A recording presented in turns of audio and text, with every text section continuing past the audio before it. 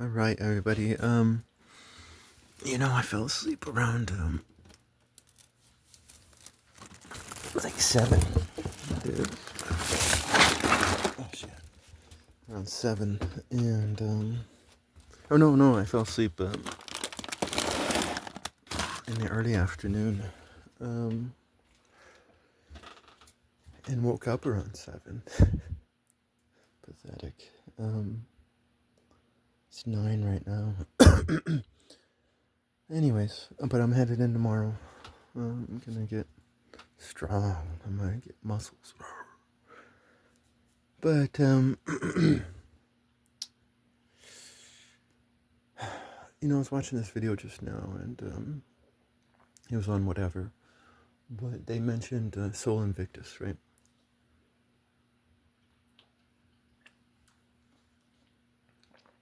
Yum yum. Now, I think so I just want to come on here and defend Soul Invictus because I like Soul Invictus. I do. I'm a big Soul Invictus fan. Um, and I think Soul Invictus gets a bad rap from everybody. Everybody. Soul Invictus gets a bad rap from Christians. Soul Invictus gets a bad rap from anti-Christians. Soul Invictus gets a bad rap from atheists, from historians.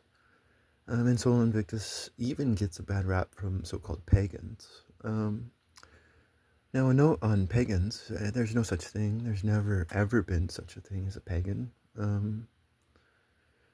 Like nowadays, we talk about respecting other cultures, and I agree with that. We need to respect other cultures and other peoples. And this idea of Greek syncretism is just intellectual laziness. Now, philosophically, it's an interesting thought, but the fact of the matter is that you had different religions of the past. And to group all of these different religions together as pagan is just intellectual laziness. You just have all of these different religions. It's just intellectual laziness. Interesting, philosophically speaking, but because you can do anything with philosophy. Anyways,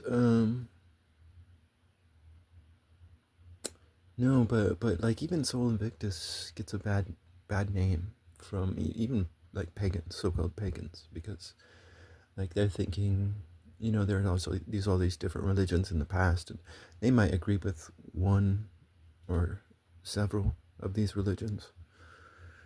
But everybody, there's like an agreement that Soul Invictus was never a real religion.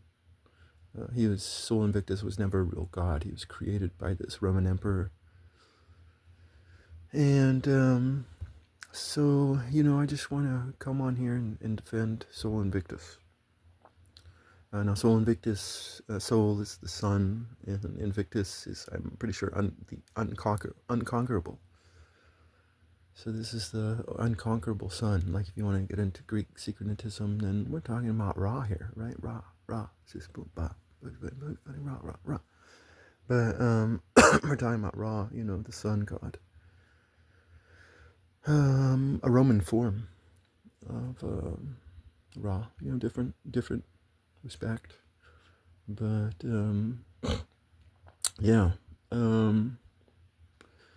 Now, if you want to understand Soul Invictus as I understand Soul Invictus, you have to start with Livy. You fucking have to start with Livy. And if you love books, and if you love history, then you gotta read Livy.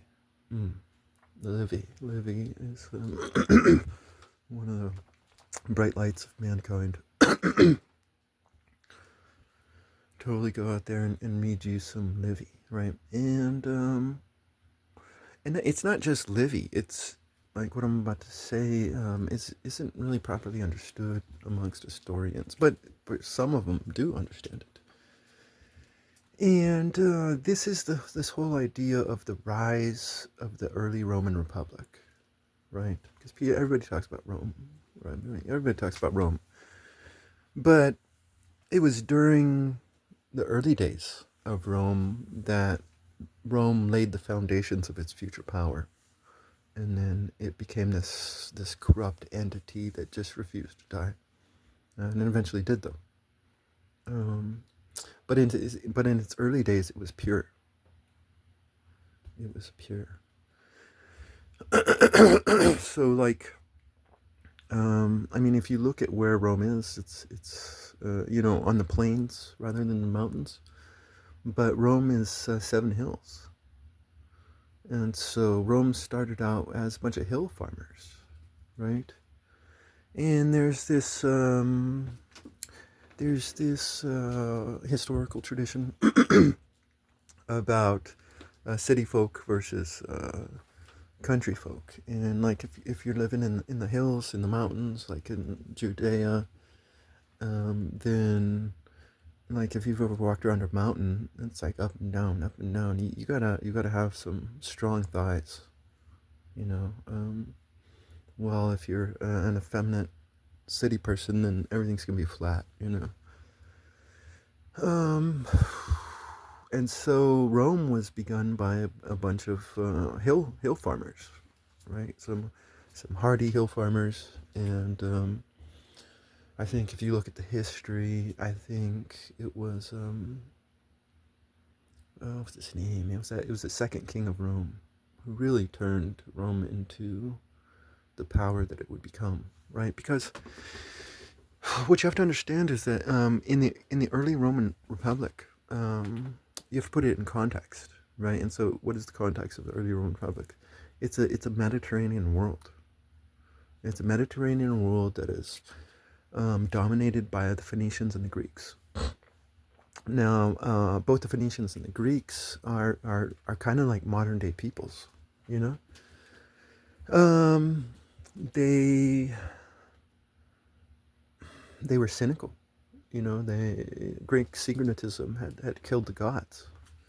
The Phoenicians had killed the gods, and I mean, we talk about how God is dead nowadays. Well, it's not the first time God died. The Greeks killed God off a long time ago, and that is the context of the rise of the early Roman Republic, because the way the people of that time viewed the Romans, they viewed them as a plague of Ned Starks, right? I mean, you just go to the story of Pyrrhus, and Pyrrhus was basically a king of in that Illyrian part. I forgot what his kingdom was called, but Pyrrhus, Epirus.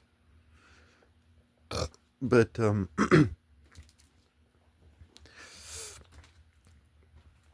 yeah, he comes over, and again, he's a virtuous Greek. He wants good for his people, and he's fighting and sacrificing for a bunch of slimy, faithless merchants, and they end up betraying him. But he goes over there in order to try to fight these Romans, and Pyrrhus's doctor uh, was either captured by the Romans, but he was most likely in a diplomatic delegation to the Romans. And Pyrrhus's doctor proposed to the Romans that he's like, hey, I can poison Pyrrhus if you want me to. Just give me some money, right? But the Romans were offended by this, right? Because they're a virtuous people. They're total virtuous people, and they were totally offended by this. And they told Pyrrhus, they're like, hey, I mean, they're fighting him. They're fighting him. Romans dying in battle. And like nowadays, the military doctrine is like, hey, kill as many of the enemy as you can, even their civilians, because it'll reduce losses on your side, And so, if you take this thought and bring it back into these Roman times, then modern day people would have taken the doctor up on that offer because it's going to save lives, as they say. But the Romans would disagree. The Romans, if they're going to fight somebody, they want to fight them at their best. They don't want any excuses. Um, they're gonna give a warning, a 3-day warning, before they invade, because only barbarians attack without warning. Um, like in our day, you have like I'm in here in America, and I love America. But I mean the American government would use treaties against the Native Americans. They would use treaties as weapons against the Native Americans. And I mean, there's all this talk about how Rome would go in and just destroy another city, and they're like, oh, Romans, they're crazy people. But no, they would only destroy another city if this city were a bunch of treaty breakers, right? Because the treaty is sacred. The bond between like I did this myth of Inanna, and you had not myth of Inanna, myth of Itana, and yeah, this eagle and the snake, and they made a bond together, and to break a bond is just the worst of the worst, and to use treaties as weapons, that's disgusting. It is just absolutely disgusting. You're barbaric. So in the Roman eyes, the rest of the Mediterranean world had these pretensions of civilization. But they were just that. They were pretensions of civilization. I mean, it's just very simple. Love makes life worth living. Hard work produces abundance. Patience creates mastery. Virtue is strength. Now, of course, there's the whole naivety of the good person, and that's the world that these Romans were growing up in. Like the other Mediterranean people, when Rome was rising, they saw them as a plague of Ned Starks, as we might say nowadays. And so there's this idea, not just in Livy, but it's all over the historical record during this time, that the Romans believed in virtue as strength. The early Romans, before they were corrupted by the nasty Greeks.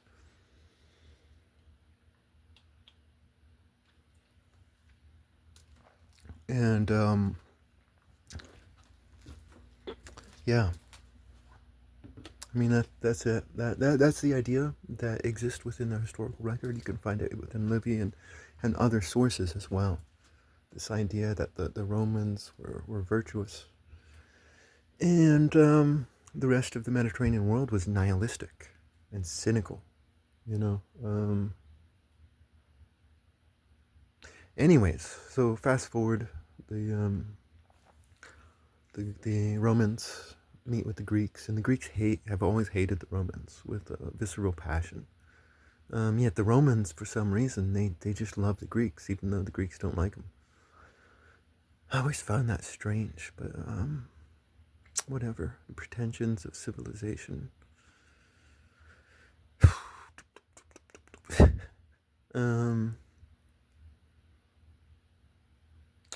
So you fast forward to around the time Sol Invictus was created. So I agree with the timeline, and I agree that Sol Invictus was created by a Roman emperor. I do. So, but it's like you have to look at this Roman emperor. Why did he create Sol Invictus, right?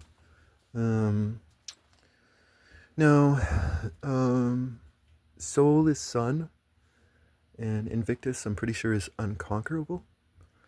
So Sol Invictus is the unconquerable sun, right? And so, if we want to get into Greek syncretism, which again is fun philosophically speaking, we would be talking about Ra, right? Sol Invictus is Ra. rah, rah, shish boo bah, Bugs Bunny, rah, rah, rah. But, yeah, no, but Soul Invictus is not Raw. Soul Invictus is Soul Invictus, and Raw is Raw. Anyways, whatever. But, yeah, no, Soul Invictus is the unconquerable sun. And this Roman emperor who created Soul Invictus, I'm pretty sure he was an anti-Christian emperor. But what he was trying to do was he was trying to recreate that early Roman virtue, because he's living in a time where the Romans are nihilistic, they are cynical, they're corrupt, bad behavior amongst the people, and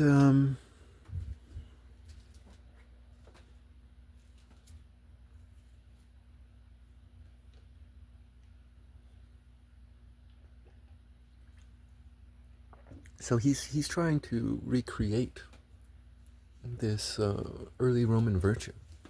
He's like, he has the best intentions for his people. He has the best intentions for his people because, and it's great. Like we talk about memes nowadays, but Soul Invictus as a meme is just fucking great because we talk about the unconquerable sun and all this stuff. But like, if you look at this guy's intentions, this guy was trying to regrow the balls of the Roman people. And that's the meaning of Soul Invictus. Like, as he uses it, he uses it like, yeah, Soul Invictus, let's be balls, people, it's just, it's cute, it's cute. I mean, because I think this guy did have the best intentions for his people, and trying to create this Soul Invictus god because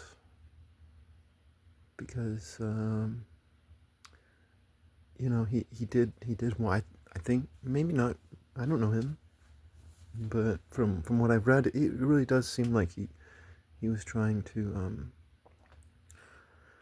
recreate this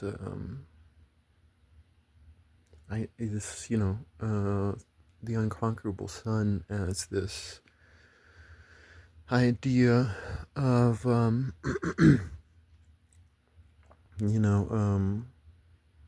the Romans returning to their virtuous roots. And he had the best intentions, I think. And so, if you love your tribe, then, if we're speaking about Greek syncretism, like, you don't have to believe in Soul Invictus, but if you love your tribe, then any man who loves their tribe would want their tribe to worship Soul Invictus, because they want them to be hardy and not effeminate. They want them to be honest and not cynical and corrupt. They want life to have meaning and spirit rather than just being ones and zeros. I mean, it's interesting though. It's very interesting because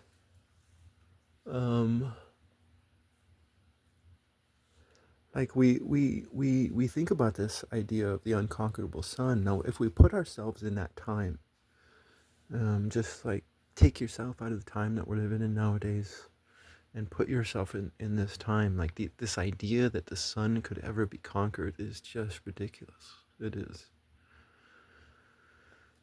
It's ridiculous. It's the unconquerable sun. But for me, it's not about the sun. It's about the unconquerable spirit of man. Love. You can't conquer love. You can't conquer bravery. You can't conquer patience or wisdom. You can't conquer virtue. The virtue is unconquerable. But, we're living in times post scientific revolution. And like you can actually conceive of a way to probably try to kill the sun. The sun is a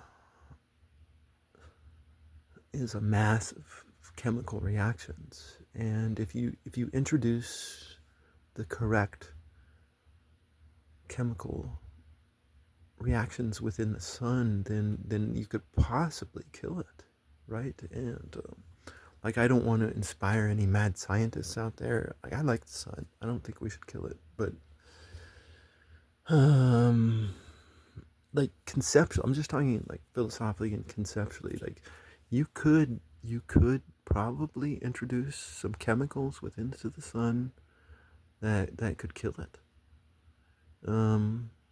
Again, I don't want to inspire any mad scientists out there. I think this is horrible and criminal, but also fascinating. And like, you could really, really conceive of conquering the sun nowadays.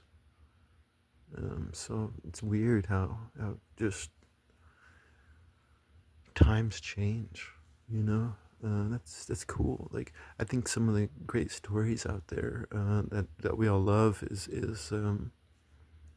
you see an MC or just any of the characters, and you see them at the beginning of the story, and you see them at the end, and when you see them at the end, they're hardy and they're bruised and they're beat up, but their spirit is unconquered. You know, they're changed. But what made them the lovable character at the beginning of the story? You know, maybe they were naive, and they're no longer they've changed and transformed. So we love to see the transformation of characters, but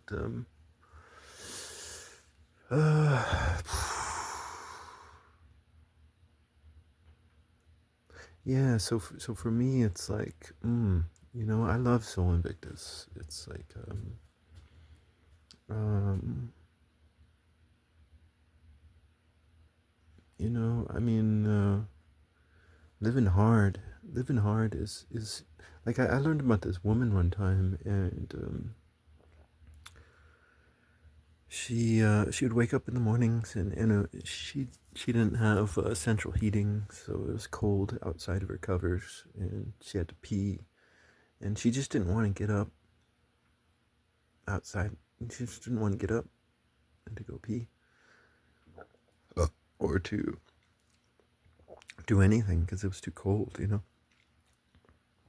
And and she said that during this time she would get sick. You know, she was just getting sick and sick, and she just came to this one winter where she was like, "Fuck it, you know, I'm gonna brave the cold." And once she started braving the cold, she no longer was getting sick. You know, I totally think that the human spirit, regardless of language or race or gender or religion, I think the human spirit is unconquerable. Like my legal name is Gabriel Max Baldonado, but you know, I've changed my name, my identity. Now, not legally, I'm still Gabriel Max Baldonado, but like, he died a long time ago. He did. And you know, I was just journal writing one day, and this name just popped out of my head, Enrique Zoltano. And you know, it had no meaning to me when it popped out, but then I became a story writer, and I needed a pen name, and I was like, hey, I'm gonna choose this Enrique Zoltano name that I had created earlier. But somebody pointed out to me that Tano in Latin is soldier, right? Zol would be sun, so Zoltano is a sun soldier, and Enrique or Henry, if you want to try to insult me, that's fine. I like the name Henry. You know, it's not the sexiest name in the English or American world. Henry, it's kind of a nerdy name, but hey, Enrique. That's weird, though, huh? Like Enrique is a sexy name in America, but Henry is a stupid name. So, like, I've heard people do that to me before, where they're trying to insult me by calling me Henry. But whatever. But Henry means Lord, and so I'm the Lord Commander of the Sun Soldiers, right? um, no, I mean, again, like for me, it's just like the intent of this Roman emperor. Um, like if you love your tribe, then you can connect with this man who tried to do this. You know, he loved his people, and he was trying to he was trying, like, again, we have all this stupid MAGA stuff. Make America great again. You know, I think American history is filled with propaganda, and I think the spirit is great, and a lot of the ideas of freedom and all that stuff are great, but the actual codified litigation is not, because history is law and economics, not battles. I'm a martial leader. But like real history is law, and I don't think American law has necessarily ever been free. It's all been secret society manipulation.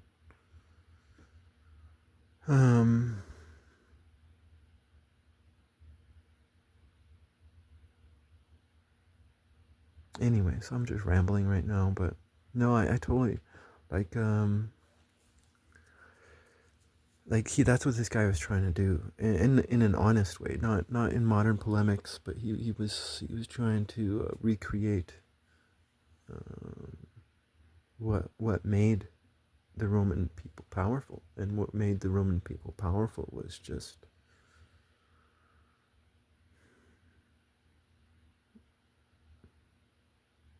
simple human decency.